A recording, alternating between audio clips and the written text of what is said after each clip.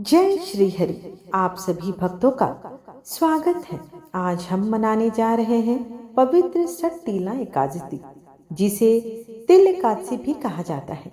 यह एकादशी माघ मास के कृष्ण पक्ष में आती है और भगवान श्री हरि विष्णु की उपासना तथा तिल दान के विशेष महत्व के साथ मनाई जाती है। इस दिन व्रत, जप, ध्यान और तिल का दान अत्यंत पुण्यदायी माना गया है। आइए जानते हैं कि सटतीला एकादशी का शुभारंभ, विशेष महत्व और इसकी पवित्र कथा का। सटतीला एकादशी के पावन अवसर पर भगवान विष्णु की कृपा आप सभी भक्तों पर सदैव बनी रहे। आपके जीवन में सुख, शांति, समृद्धि और आरोग्य का सत्य सत्य वास हो।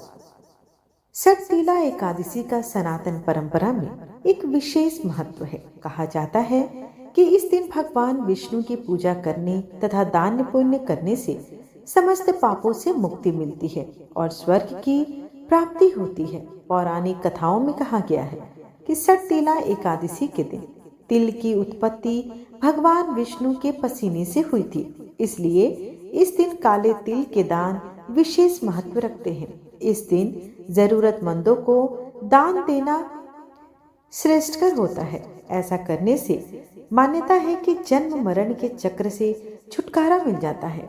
इस दिन प्रातः काल में स्नान करने के बाद स्वच्छ पीले वस्त्र धारण करें। इसके बाद दिन भर व्रत रखने का प्रण ले। एक लकड़ी का पाटा ले, उस पर पीला कपड़ा बिछाकर भगवान श्री हरि की प्रतिमा स्थापित करें। इसके बाद पीले फूल, धूप, अक्षत, कपूर आदि अर्पित करें।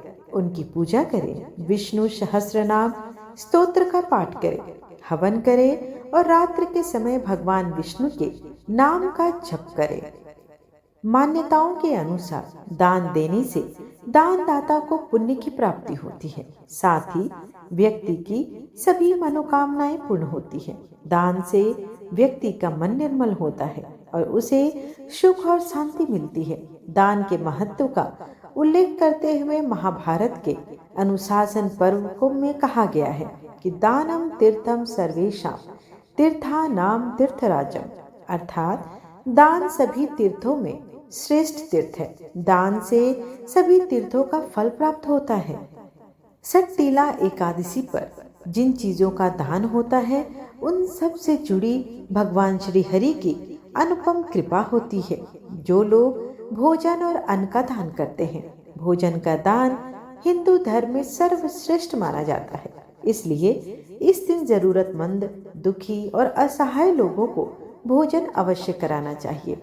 इस दिन निर्धन व्यांगजनों को भोजन कराने से भगवान श्री हरि की कृपा सहज प्राप्त हो जाती है और जीवन में मान सम्मान में वृद्धि होती है। साथ ही भोजन कराने वाले दानवीर के ऊपर माता अन्नपूर्णा की भी कृपा बनी रहती है। इस दिन वस्त्र का दान करना भी श्रेष्ठकर है। एकादशी के इस पुण्यकारी दिन पर वस्त्रों का दान करने से श्री हरि अत्यंत प्रसन्न होते हैं। इस एकादशी के समय शरद ऋतु अपनी चरम सीमा पर होती है, इसलिए सटतीला एकादशी पर गर्म वस्त्रों का दान करना श्रेष्ठकर माना जाता है। इस दिन शिक्षा का दान करें। किसी गरीब बच्चे को शिक्षित करना या उसके लिए कोई कौशल सिखाना अच्छा दान माना जाता है, इसलिए इस दिन किसी बच्चे को खुद शिक्षित करने का संकल्प लें। या फिर शिक्षा से जुड़ी चीजें जैसे कॉपी, किताब, पेंसिल, स्कूली बैग, इन सब का भी आप वितरण कर सकते हैं। ऐसा करने से भगवान श्री हरि की कृपा आप पर सदैव बनी रहती है। आइए अब भगवान श्री हरि का ध्यान करते हुए आज की इस पवित्र कथा का रसपान करते हैं। प्रेम से बोलिए विष्णु भगवान की जय। प्राचीन काल में एक ब्राह्मणी थी। वह सदैव धर्म कर्म में लगी रहती थी। धर्म कर्म में लगने रहने के बावजूद वह पूजा के उपरांत दान नहीं करती थी। उसने कभी भी देवताओं के निमित्त अन्न या धन का दान नहीं किया था। उसकी पूजा से भगवान विष्णु अत्यंत प्रसन्न थे। भगवान ने सोचा कि ब्राह्मणी ने व्रत और पूजन से शरीर शुद्ध कर लिया, इसलिए इसे वैकुंठ लोक तो मिल जाएगा, परंतु इसने अपने जीवन काल में कभी भी अन्न का दान नहीं किया। ऐसे में वैकुंठ में इसे भोजन कैसे मिलेगा? एक दिन भगवान विष्णु दान मांगने वाले के वेश में ब्राह्मणी के पास गए और उन्होंने भिक्षा मांगी। ब्राह्मणी ने भिक्षा में उन्हें एक मिट्टी का ढेला दे दिया। भगवान उसे लेकर वैकुंठ लौट में आ गए। कुछ दिन बाद ब्राह्मणी की मृत्यु हो गई। मृत्यु के पश्चात उसे वैकुंठ में जगह मिली। वहां उसे सभी प्रकार की सुख सुविधाएं मिली, लेकिन अन्न नहीं मिला। इस पर ब्राह्मणी भगवान विष्णु से बोली कि मैंने जीवन भर आपका व्रत और पूजन किया है, लेकिन मेरे पास तो यहाँ खाने के लिए कुछ भी नहीं है। इस पर भगवान विष्णु ने ब्राह्मणी से कहा, तुम वैकुंठ लोक की देवियों से मिलकर सट्टीला एकादशी का व्रत और दान का महत्व सुनो, उसका पालन करो, तभी तुम्हारी सारी गलतियां माफ होंगी और मनोकामनाएं पूर्ण होंगी। ब्राह्मणी ने भगवान विष्णु के कहे अनुसार देवियों से सट्टीला एकादशी का महात्म्य सुना और व्रत करके दान दिया, जिसके बाद उसकी संपूर्ण समस्याएं समाप्त हो गई। वहीं दूसरी कथा के अनुसार एक बात की बात है कि एक समय नारद मुनि स्वर्ग लोक से पृथ्वी लोक की यात्रा कर रहे थे। रास्ते में उन्होंने देखा कि एक स्त्री अत्यंत कृशकाय, कमजोर और दुखी अवस्था में खड़ी है। नारद मुनि ने पूछा, हे देवी, आप कौन हैं और इतनी दुखी क्यों हैं? स्त्री ने उत्तर दिया, हे मुनि, मैं पिछले जन्म में बहुत धनी थी, परंतु कभी दान नहीं किया, ना किसी को भोजन दिया, न ही पानी। अपने धन पर घमंड था। उसी पाप के कारण आज मेरा यह दयनीय रूप हो गया है। वह बोली, कृपया कोई उपाय बताइए। नारद मुनि उसे लेकर भगवान विष्णु के धाम वैकुंठ पहुंचे और उनसे उपाय पूछा। भगवान विष्णु ने कहा, हे नारद, इसे सट्टीला एकादशी का व्रत कराओ। तिल दान और तिल से पूजन करने से इसका दुर्भाग्य दूर होगा। नारद मुनि ने उसे यह व्रत करने की विधि बताई। स्त्री ने पूरी श्रद्धा से व्रत किया। तिल से स्नान, तिल का हवन, तिल का दान और तिल का भोजन और तिल का जल अर्पण। कहते हैं कि व्रत पूर्ण होते ही उसका रूप उज्जवल और तेजस्वी हो गया। उसका शरीर स्वस्थ हुआ और जीवन में पुनः सुख, समृद्धि और सौभाग्य का आगमन हुआ। भगवान विष्णु ने कहा, जो भी भक्त शुद्ध मन से सट्टीला एकादशी का व्रत करेगा, उसके समस्त पाप नष्ट होंगे और घर में अन्न धन की कभी कोई भी कमी नहीं रहेगी। इस प्रकार सट्टीला एकादशी व्रत करने से जीवन के सभी कष्ट मिटते हैं और ईश्वर की कृपा निरंतर प्राप्त होती है। यदि आपने भी आज के दिन तिल दान किया, जप किया और व्रत रखा, तो भगवान विष्णु की अनंत कृपा आप पर सदैव बनी रहेगी। आइए अब हम रसपान करेंगे ग्यारस माता की कथा, साथ ही हम रसपान करेंगे तुलसी माता की कथा। आइए अब हम रसपान करेंगे ग्यारस माता की कथा, जिसे सुने बिना व्रत पूर्ण नहीं माना जाता।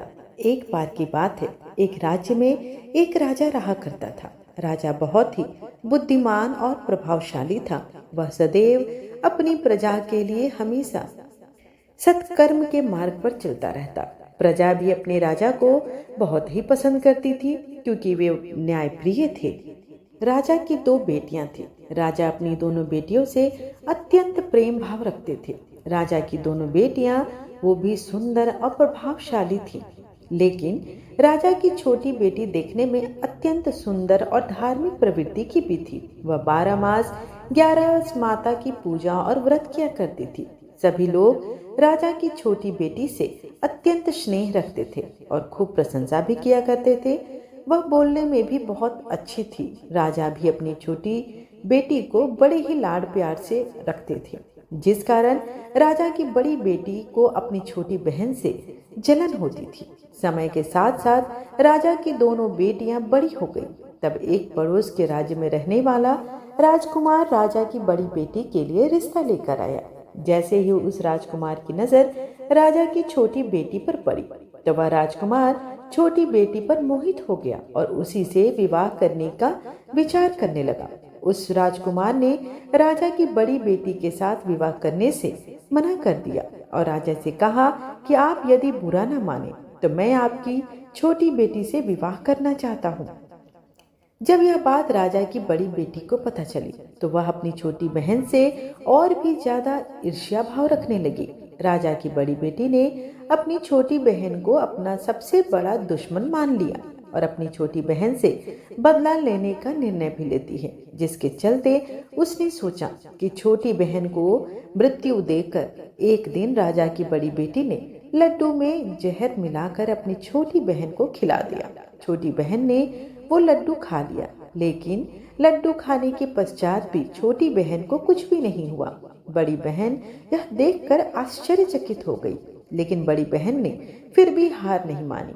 एक दिन वह छोटी बहन को अपने कमरे में सो रही थी, तब उसने मटके में सांप रखकर उसके कमरे में छोड़ दिया, लेकिन सांप भी छोटी बहन का कुछ भी न कर पाया। जिसके बाद बड़ी बहन ने अपनी छोटी बहन से कहा कि चलो बहन, आज हम कुएं से पानी भर कर ले आते हैं। तब छोटी बहन ने बड़ी बहन की आज्ञा मानकर साथ में कुएं में पानी भरने के लिए चली गई। जैसे ही वह पानी कुएं से निकालने लगी तो बड़ी बहन ने उसे कुएं में धक्का दे दिया, लेकिन ग्यारस माता के आशीर्वाद से वह सकुशल बाहर आ गई। यह देखकर उसके आश्चर्य की सीमा न रही कि न जाने कौन से प्रयास किए हैं, न जाने कौन सी पूजा की है जिसके कारण इसका कुछ भी अहित नहीं होता। उसने एक दिन सोचते सोचते छोटी बहन के पास जाकर कहा कि बहन, तुमको पता है कि भगवान सबकी मृत्यु एक निश्चित समय पर लिखते हैं। तुम्हारी और मेरी मृत्यु कैसे होगी, क्या तुम जानती हो? तब छोटी बहन ने कहा, हाँ बहन, मेरी मृत्यु कैसे होगी यह तो मैं जानती हूँ। छोटी बहन ने कहा। यह सब सुनकर बड़ी बहन आश्चर्य हो गई और वो संतुष्ट भी और सोचने लगी कि इस बार मैं इसे जरूर मार दूंगी। उसने अपनी छोटी बहन से कहा कि अपनी मृत्यु का राज मुझे तो बताओ, मैं तुम्हारी बड़ी बहन हूँ। छोटी बहन ने अपनी बड़ी बहन से कहा कि मेरी मृत्यु एक तोते में है, जो तोते के गले में एक हार है, उसी से मेरी मृत्यु होगी। जब कोई व्यक्ति उस तोते को मारकर वह हार अपने गले में पहन लेगा तो मैं मूर्छित होकर गिर जाऊंगी, और जैसे ही उस हार को अपने गले से उतार देगा तो मैं वापस जीवित हो जाऊंगी। अपनी छोटी बहन के मृत्यु का राज जानकर बड़ी बहन फूले न समाई और उसने अपनी छोटी बहन को मारने के लिए उस पालतू तोते को ढूंढना आरंभ कर दिया। लेकिन छोटी बहन को इस बात का पता था कि वह मेरी जान लेना चाहती है। वह अपने पिताजी के पास गई और बोली कि हे पिताजी, अगर मेरी मृत्यु हो जाए तो मुझे जलाना मत, बल्कि आप मुझे पुरानी वाली जो हवेली है उसमें एक पलंग पर लिटाकर छोड़ देना। अपनी छोटी बेटी के मुख से यह बात सुनकर राजा बहुत ही क्रोधित भी हुए और उन्हें दुख भी हुआ। उसने अपनी बेटी से पूछा कि बेटी, तुम ऐसी बात क्यों कह रही हो? 2-4 दिन में तो तेरी शादी होने वाली है। तब राजा की छोटी बेटी ने बताया कि पिताजी, समय किसी के लिए नहीं रुकता, कब क्या हो जाए किसी को कुछ भी पता नहीं है। फिर राजा ने अपनी छोटी बेटी से कहा कि ठीक है, तुम्हारे ऐसा बोलना मुझे बिल्कुल भी अच्छा नहीं लगा, परंतु तुमने जो कहा है मैं उसे अवश्य करूंगा। 2-3 दिन बाद जब शादी का समय आया, घर में पूरा शादी का माहौल था। पूरे जगह गाजे, शहनाइयों और बारात आई। राजकुमार बारात लेकर राजा के घर आया। राजकुमार और राजा की छोटी बेटी का विवाह कार्य आरंभ हो गया। जैसे ही राजा की छोटी बेटी राजकुमार के साथ अपने फेरे लेना शुरू करती है तो उसी समय उसकी बड़ी बहन अपनी छोटी बहन के कमरे में जाकर उसके तोते को पकड़ लेती है और उसे जान से मार देती है। तोते के गले में जो हार था उसे अपने गले में धारण कर लेती है। जैसे ही बड़ी बहन ने हार को अपने गले में डाला तो उधर छोटी बहन के 3.5 फेरे पूरे हो चुके थे और वह बेहोश होकर गिर गई। इसके बाद राजा ने बड़े बड़े हकीम को बुलाया, अपनी छोटी बेटी का इलाज करने को कहा। राजा ने कहा कि कोई मेरी बेटी का इलाज कर दो, मैं उसे मुंह मांगा इनाम दूंगा।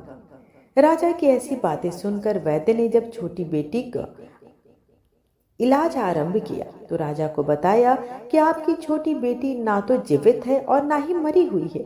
मैं तो मेरे जीवन में ऐसा पहली बार देख रहा हूँ। तो राजा ने वैद्य और हकीम को कह दिया कि यह बात बाहर किसी को मत बताना। अगर तुमने यह बात और किसी को बताई तो हम तुम्हें फांसी का दंड देंगे। राजा ने अपनी बेटी को छोटी को पुराने महल में ले जाकर एक पलंग पर लिटा दिया। वहां पर कुछ सैनिकों को तैनात कर दिया और स्वयं महल पर आ गया। राजा की बड़ी बहन अपने पिताजी के पास गई और कहने लगी, अगर यह शादी संपन्न नहीं हुई तो आपकी इज्जत का क्या होगा? अगर आप कहो तो मैं आपकी इज्जत बचाने के लिए राजकुमार से शादी करने को तैयार हूँ। राजा ने अपनी बड़ी बेटी की बात मानकर छोटी बेटी के कपड़े बड़ी बेटी को पहना दिए और मंडप पर भेज दिया। लेकिन राजकुमार यह जान गया था कि यह राजा की छोटी बेटी नहीं है, तो उसने शादी करने से मना कर दिया। लेकिन वहां पर आए सारे लोगों ने राजकुमार को शादी करने के लिए विवश कर दिया और राजा की बड़ी बेटी के साथ शादी आरंभ करा दी गई। बाकी जो 3.5 फेरे बचे थे, उन फेरों को राजकुमार ने बड़ी बेटी के साथ लिया। उसके बाद राजकुमार राजा की बड़ी बेटी को अपने महल ले गया। राजकुमार राजा की बड़ी बेटी से ना तो बात करता, ना ही उसे पसंद करता और ना ही उसके कमरे में जाता था। राजकुमार ने यह फैसला ले लिया कि मैं राजा की छोटी बेटी को ढूंढ कर ही रहूंगा। वह रात दिन उसे ढूंढता हुआ इधर उधर घूमने लगा। एक दिन राजकुमार अपने घोड़े पर सवार होकर राजा ने पुराने महल के पास पहुंच गया, जहां पर उसने कुछ सैनिकों को देखा। महल के पास पहुंचकर राजकुमार ने जब महल को ध्यान से देखा तो वह समझ गया कि यह मेरे ससुर का ही पुराना महल है। तब राजकुमार ने सैनिकों से पूछा कि तुम लोग यहाँ पर क्या कर रहे हो और इस महल के अंदर उस पलंग पर कौन लेटा है? तो सैनिकों ने बताया कि यह राजा की छोटी बेटी है। यह कथन सुनकर राजकुमार अत्यंत प्रसन्न हो गया और तुरंत उससे मिलने के लिए अंदर चला गया। लेकिन देखा कि अंदर जाकर देखा तो वह बिल्कुल बेहोश थी। राजकुमार उसकी सेवा करने लगा। जैसे ही रात हुई, राजा की छोटी बेटी उठकर बैठ गई। राजकुमार यह देखकर अत्यंत प्रसन्न हुआ और उसने पूछने लगा कि तुम यहाँ पर क्या कर रही हो? ऐसे बीच फेरों से तुम कैसे गायब होकर और कहाँ चली गई? अब तुम देर मत करो और मेरे साथ मेरे महल को चलो। राजा की छोटी बेटी ने राजकुमार को सारी बात बता दी। उसने बताया कि मेरी जान एक तोते में बसी थी और यह बात मैंने अपनी बड़ी बहन को बता दी थी। मुझे पता है कि उसी ने मुझे मारने का प्रयास किया। उसके पास एक हार है जिसको वह सुबह पहन लेती है और रात को उतार कर रख देती है। जब तक वह हार वो पहने रखती है तब तक मैं मूर्छित रहती हूँ और जैसे ही वह हार को उतार देती है तो मैं जीवित हो जाती हूँ। और जब तक मेरी बड़ी बहन के पास वह हार है तब तक मैं ऐसे ही जीवित और मूर्छित होती रहूंगी। अगर मेरी बड़ी बहन के पास जो हार है वह मेरे हाथ आ जाए तो मैं हमेशा के लिए जीवित हो जाऊंगी। राजकुमार यह बात सुनकर राजा की छोटी बेटी के पास रहने का निर्णय ले लिया और बचे हुए फेरे लेकर अपने विवाह को भी पूर्ण कर लिया। वहीं पर रहने लगा। ऐसा करते करते काफी समय बीत गया। राजा की छोटी बेटी गर्भवती हो गई। एक दिन राजकुमार को किसी काम से बाहर जाना पड़ा तो पीछे से राजा की छोटी बेटी के पेट में बहुत जोरों से दर्द होने लगा। उसने उस समय ग्यारस माता का आवाहन किया, जिसके बाद ग्यारस माता वहां पर प्रकट हुई और उन्होंने छोटी बेटी के समस्त दुखों को दूर किया और एक सुंदर पुत्र रत्न की उसे प्राप्ति हुई। जब आधी रात को राजकुमार बाहर से आया तो उसने ग्यारस माता को देखा तो वह बहुत ही आश्चर्यचकित हुआ। उसने तुरंत माता को प्रणाम किया। ग्यारस माता ने राजकुमार से कहा कि जब तुम्हारा बेटा 5 वर्ष का हो जाए तो तुम अपनी पत्नी का हार लाकर इसके गले में डाल देना, जिससे यह हमेशा के लिए जीवित हो जाएगी। समय के चलते राजकुमार का बेटा 5 साल का हो गया। एक दिन राजकुमार को फिर किसी काम से बाहर जाना पड़ा। उसने अपने बेटे से कहा, तुम अपनी माता का ध्यान रखना और मैं शाम तक लौट आऊंगा। जैसे ही राजकुमार वहां से बाहर निकला तो बड़ी बहन के सैनिकों ने उसे देख लिया और बड़ी बहन को जाकर सारी बात बता दी, जिसके बाद बड़ी बहन अपनी छोटी बहन के पुत्र को वहां से उठवा लिया और उसे मरवा भी दिया। उसके 2 टुकड़े करवाए। पहले टुकड़े को चक्की के पास छुपा दिया और दूसरे टुकड़े को अपने पलंग के नीचे रख लिया। यह देखकर ग्यारस माता ने भिखारी का रूप धारण किया और उसके घर पहुंच गई। माता भिक्षा मांगने लगी तो बड़ी बहन ने अपने नौकरों से कहा कि जाओ भिखारी को भिक्षा दे दो। लेकिन जैसे ही नौकर ग्यारस माता को भिक्षा देने के लिए जाता है तो माता उन्हें मना कर देती है और कहती है कि मैं तुम्हारी रानी से ही भिक्षा लूंगी। नौकरों ने अंदर जाकर कहा कि हे रानी, वह हमसे भिक्षा नहीं लेना चाहती। वो कह रही है कि मैं भिक्षा लूंगी तो मात्र रानी से। जब बड़ी बहन स्वयं भिक्षा देने के लिए भिखारिन बनी ग्यारस माता के पास आती है, उससे पहले ही माता एक बिल्ली का रूप बनाकर उसके कमरे में चली जाती है। वहां पर जो छोटी बेटी के पुत्र का एक टुकड़ा था वह उसे उठा लेती है और दूसरा चक्की के पास से उठाकर जीवित कर देती है और वहां से लेकर वह चली जाती है। ग्यारस माता राजकुमार को सारी बातें बताकर उन्हें उसका बेटा सौंप देती है। राजकुमार अपने बेटे को लेकर उस बड़ी बहन के पास जाता है और उसे कहता है कि इस बच्चे का अच्छे से ध्यान रखना है। अगर तुम इस बच्चे का अच्छे से ध्यान रखोगी तो ही मैं तुमसे बात करूंगा, वरना मैं यहाँ से हमेशा के लिए चला जाऊंगा। एक दिन राजकुमार ने अपने बच्चे से कहा कि तुम ऐसा करो, तुम्हारी माँ के गले का वो हार मांग लो, तुम्हारी जिद की वजह से वह तुम्हें दे देंगी। अपने पिताजी के कहे अनुसार लड़का अपनी बड़ी माँ के पास जाकर कहता है, माँ मुझे तुम्हारे गले का हार चाहिए। यह सुनकर उसकी माँ को पहले तो बहुत गुस्सा आता है, पर उसको याद आता है कि राजकुमार ने कहा है कि अगर मैं इस बच्चे का अच्छे से ध्यान रखूंगी तो ही वो मुझसे बात करेगा और हमारा वैवाहिक जीवन आरंभ हो सकेगा। वह सोचती है कि छोटी बहन अब तक तो मर गई होगी, उसे जला भी दिया गया होगा, अब कौन सी जिंदा होने वाली है। यही सोचकर वह हार को निकालकर उस बच्चे को दे देती है। वह बच्चा उस हार को ले जाकर अपने पिताजी को दे देता है।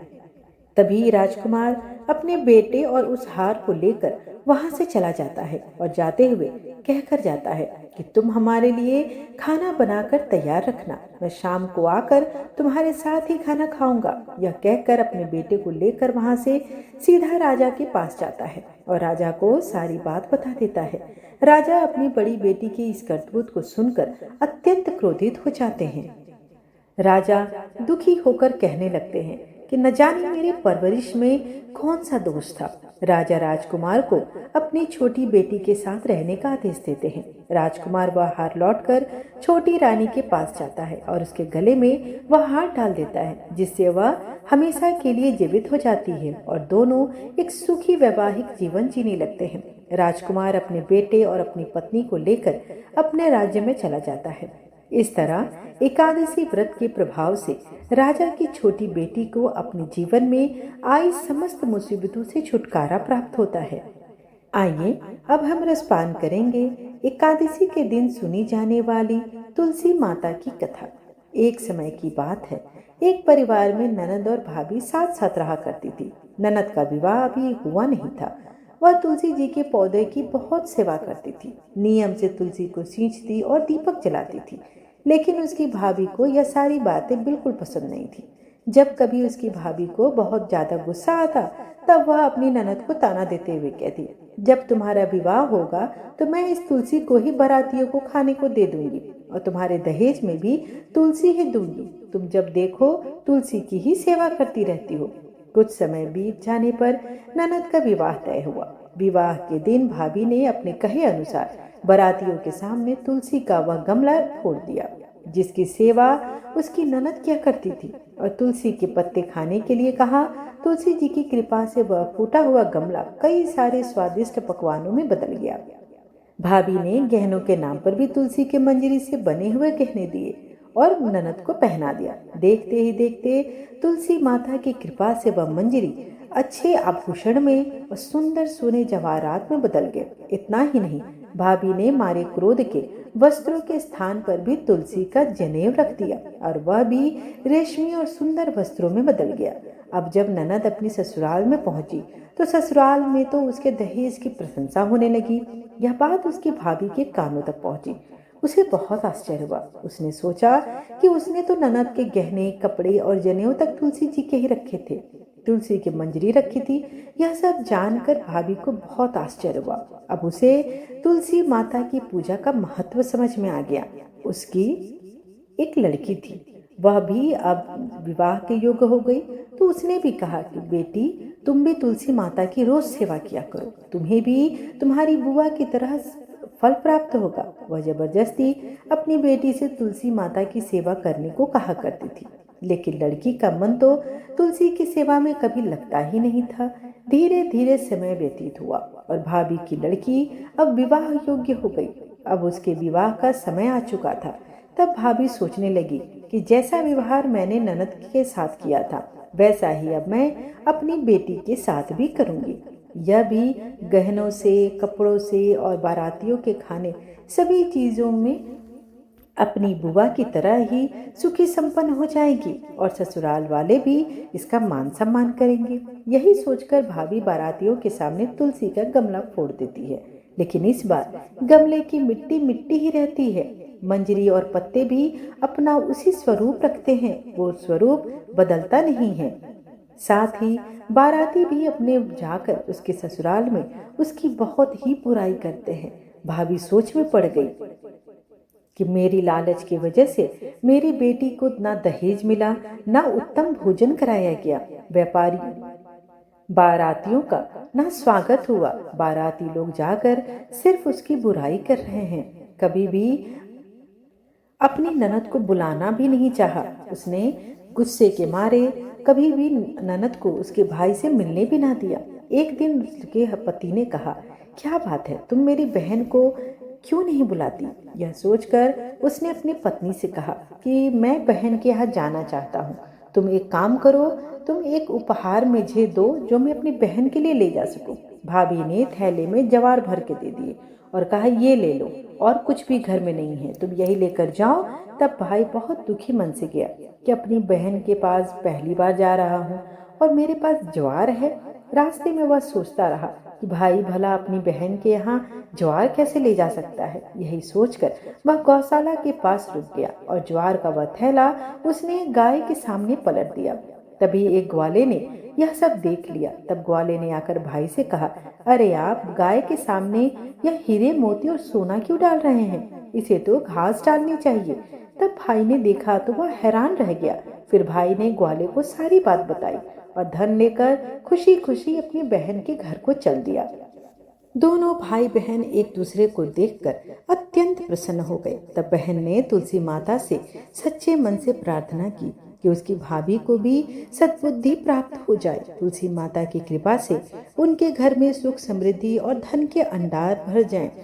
तब कुछ दिनों के बाद देखते ही देखते भाभी का मन बदल गया और वह अपनी ननद को बहुत ही मान सम्मान देने लगी और अब वह भी सच्चे मन से तुलसी जी की सेवा करने लगी। तुलसी माता की कृपा से उनके घर में भी धन्य धान्य, सुख, समृद्धि का भंडार भर गया। उनके घर में अब कला कलेश नहीं होता था और सभी सुख से रहने लगे। प्रिय भक्तों, प्रेम से बोलिए जय तुलसी माता। आशा करती हूँ कि आपको आज की कथा पसंद आई हो। वीडियो पसंद आए तो चैनल को लाइक, शेयर एंड सब्सक्राइब अवश्य कीजिएगा।